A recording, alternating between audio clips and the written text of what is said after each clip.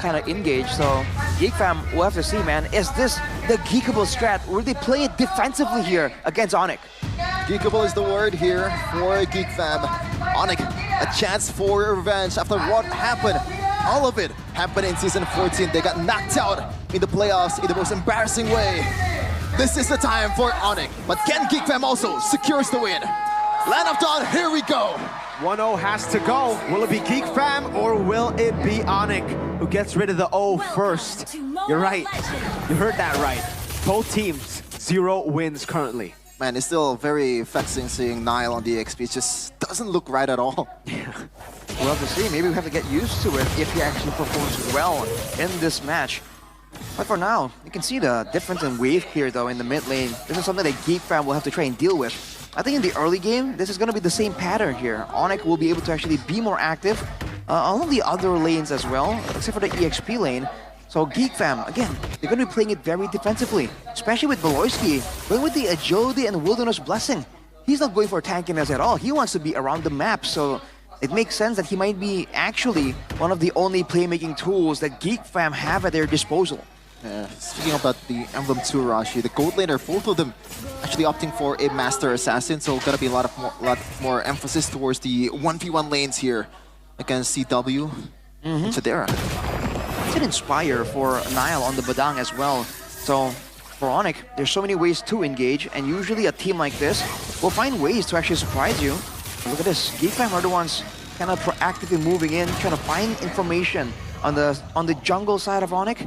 Not really finding anything. Essentially for both teams, they're playing it very, very slow. I think we're going to see a massive explosion in action later on in the first turtle. I love you, Babulong. Love you so much. 2-0. This is one of those moments where I say, like, my heart is telling me no, but my body's telling me yes.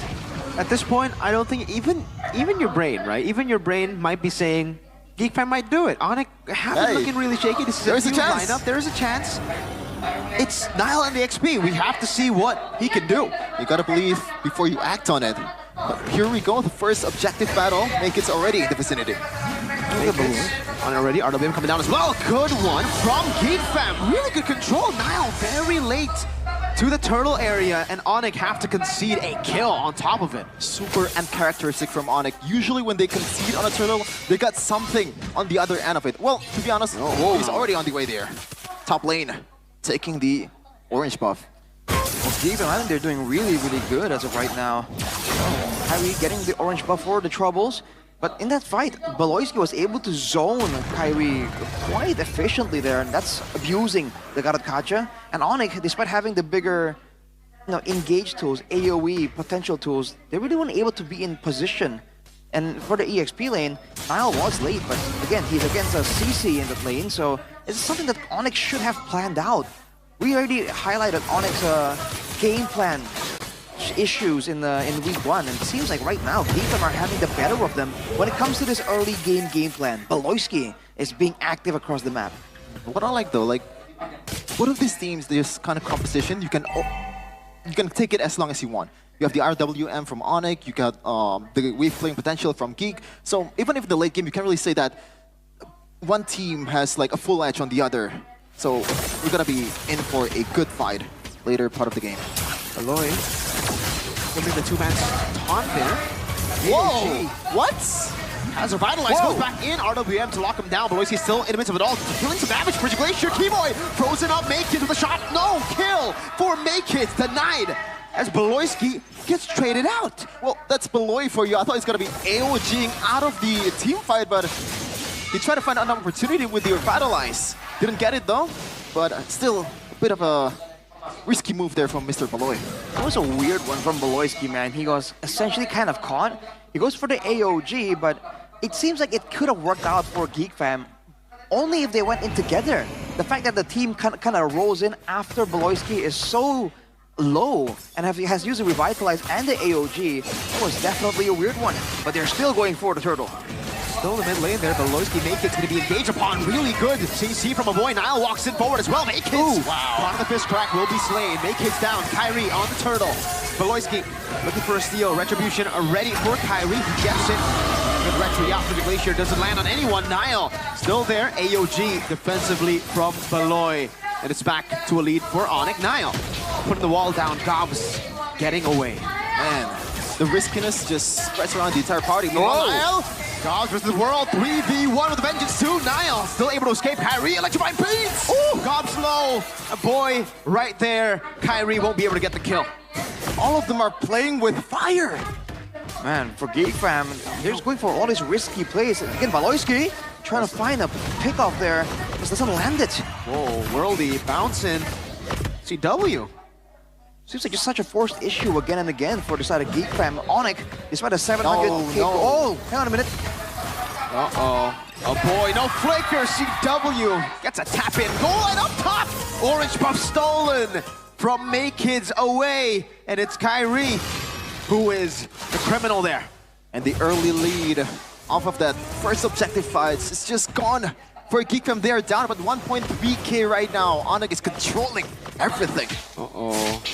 Even in the mid lane, Niall just putting the pressure down, stacking up the Thunderbelt. Like you mentioned, Shevin, both teams have great scaling into the late game by all means. But for Geek Fam, I guess they do have the added benefit of having the global presence from the SOD. So they can kind of play it a bit safer, technically, if they're falling behind. But I don't know, man. I feel like they were really supposed to really get more of these early game advantages. But now Onic are the ones in absolute control. Okay, 125k right now for Onic after that W in the fights, the objective fights. We're gonna see what's gonna happen in the third turtle after Onic just absolutely gobsmacked Gobs and crew. This time around, they already have a really good position before Geek Fam was able to establish the bushes. Got a setup right now though for Geek Fam. They're gonna go for a split push angle, but Onic, they can rush this and they do have the resources to do it. Niall in the push, Keyboy walking up as well, looking for the stun. Kids zone away completely from the turtle. Kyrie secures the neutral objective. Meanwhile, Chadera. This is what he do.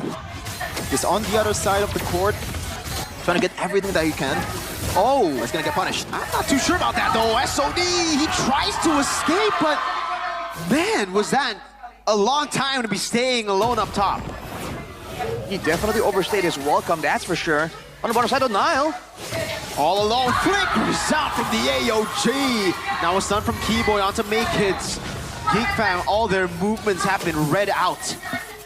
How do you deal with this one? Like you could say like Gobs is gonna have a really good zoning potential in the mid game, but so far Onic is the one that's doing the zoning.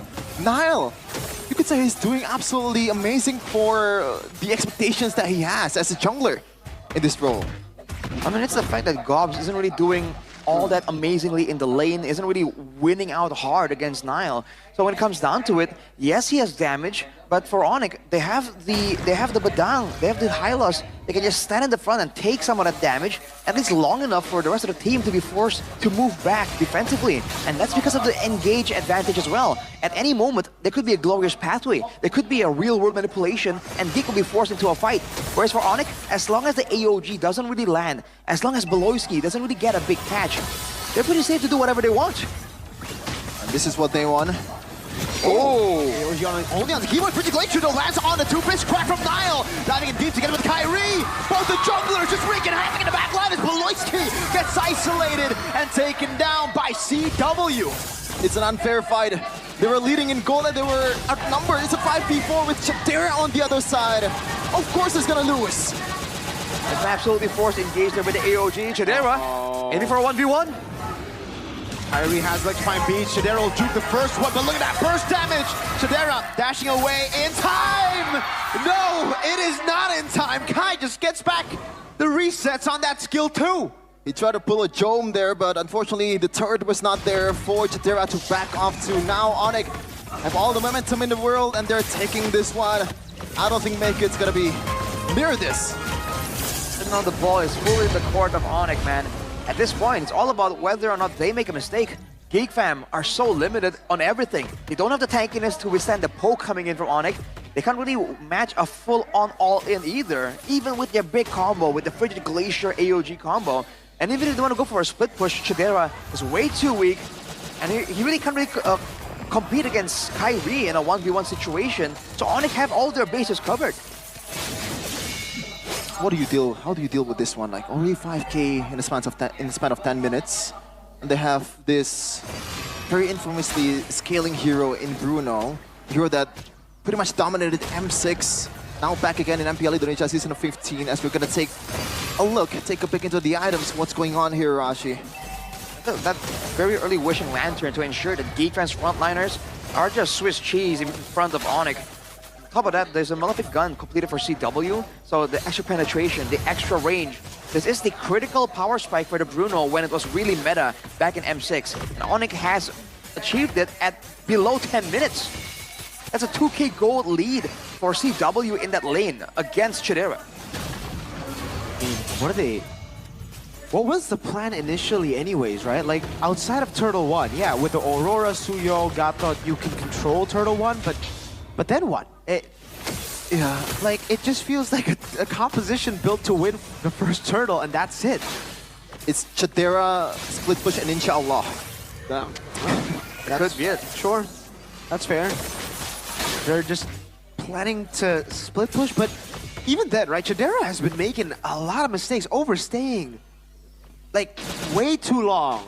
It's like overstaying after your friend has told you, hey, you know, I want to sleep, man. Oh, Baloy. Oh! Goes in for the taunt. CW's there. Oh, he gets caught! Beautiful! Oh, the Revitalize still there, too! CW finally dies. Kyrie still with a Divine Beast, though! And he gets turned around against Sounds with a flicker forward. Chidera down! And even there, as they get a Hail Mary play on CW, it's not enough. They got what they want, but unfortunately they have to pay the price even more. Gobs died, Chidera died. That's 2 in your lineup getting thrown off. That was a great play by Geekfam, man. With the battle spells, with the ultimates, it costed them everything, and they were able to get CW. But in the end, the fact that Chidera came in there and got immediately focused on by Onic kind of just ruined the whole thing for Geekfam. If Chidera was left alone for just a bit longer, it was looking that Geekfam could turn it around, force the all-in, and just clean the board. But Onic denied it completely. And with 10 seconds to go, we were back at square one for Geekfam. And Onic can pretty much play this one however they want, right? They want to play front to back, very, very easily done. The only thing that you have to watch out for is those kind of Hail Mary plays. As you said, Mirko, with Baloyski and a boy flickering forward towards CW. And Geek, looks like they don't want to just concede on this one. Do they actually want to contest? Don't think so. They might feel like they can't afford to let it go, but there's just too much pressure. Geekfam will be forced to let it go, trade it for a turret.